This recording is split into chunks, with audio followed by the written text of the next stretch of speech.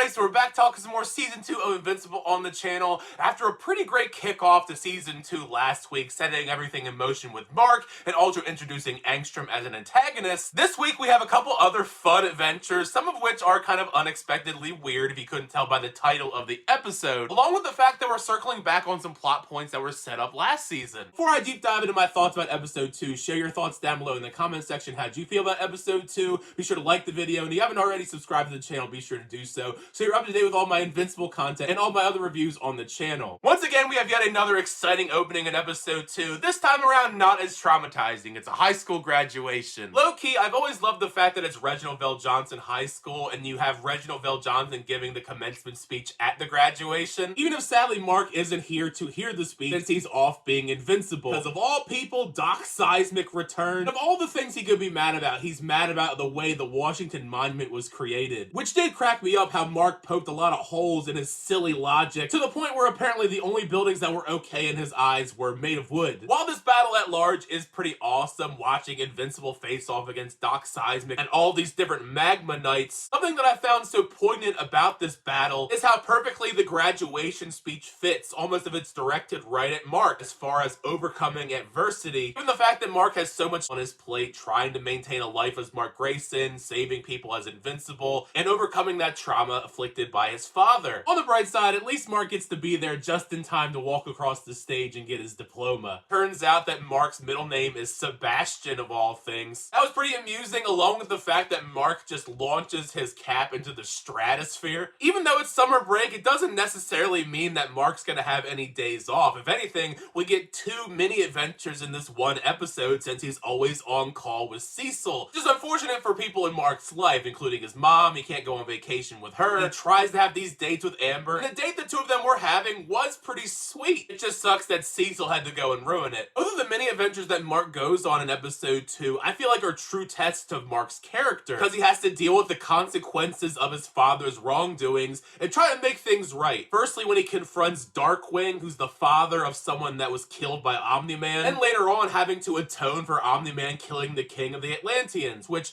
that part of the episode is a whole lot more crazy. Also, what's so fun about both of these battles is how different they are. Invincible's battle with Darkwing was surprisingly entertaining. I was kind of surprised at how formidable of a foe that Darkwing was once we get to see what his power set's all about. It kind of reminds me of a mixture of Batman with some of the power sets of the Spider-Man villain Spot, mostly in the way that he sends Mark into this creepy dark dimension. Like I said earlier, we wrap back around to events that transpired last season, particularly when Mark went to Mars in Episode 4 and encountered the Sequids. Now the concerns are brought up in this big meeting, and Russ almost gets caught. I'm unsure how I feel about the character right now and his plans, because he gets this big break when he sees on the news that Martian Man died, which gets his gears really turning on using that to his advantage, scrambling to try and help the Guardians of the Globe fight the Lizard League as this new character named the Shapesmith. As if the Guardians of the Globe need any more drama injected into their storylines. You have the stuff with the Shapesmith, then you have this other weird angle with the Immortals sleeping with Kate and a lot of her duplicates. Interspliced in between all this stuff going on with Mark, we do get a little bit of Eve's story, which made me glad. I do like Eve a lot as a character. I don't know how many of you guys watched her special that came out not too long ago, but I love the way that it fleshed out her backstory. But it is unfortunate how much of a bummer Eve's story, even in this episode, since her parents aren't big fans of her being a superhero.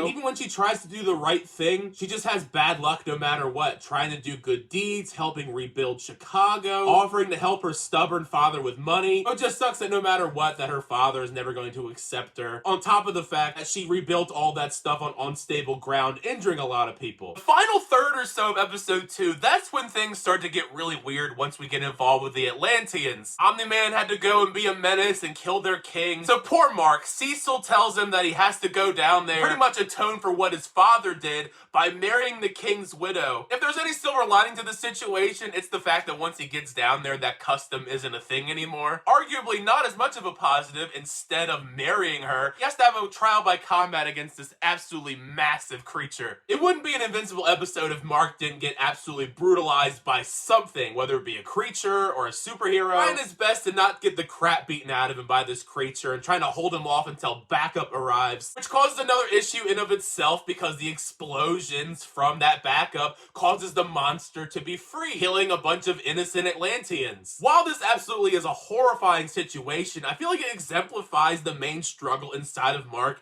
and his fear of ending up like his father, whether to ignore this creature brutally murdering innocent people or swimming back up to the surface. I guarantee Omni-Man would have swam up to the surface and ignored trying to save all these innocent people. So it further exemplifies that Mark is not like his father. Regardless of what the Atlanteans were trying to do, making him fight this monster to the death, goes back and helps these people and tries to stop the monster. I was very proud to see him do. Now, slowly in the background, while we're following Mark along on all of his different missions, it seems like we are slowly developing a lot of villainous side plots. Was seeing Angstrom once again, going to alternate dimensions, talking to other versions of Mark, this one locked up in the Pentagon. But we don't necessarily know yet what Angstrom is planning, talking to these alternate versions of Mark. You have to imagine there was some nefarious intentions behind it. All around, a pretty great episode of Season 2 this week. Of the two, I think I like this one a little bit more. And share your thoughts down below. How'd you feel about Episode 2 of Season 2 of Invincible? Did you like the episode? Did you not like the episode?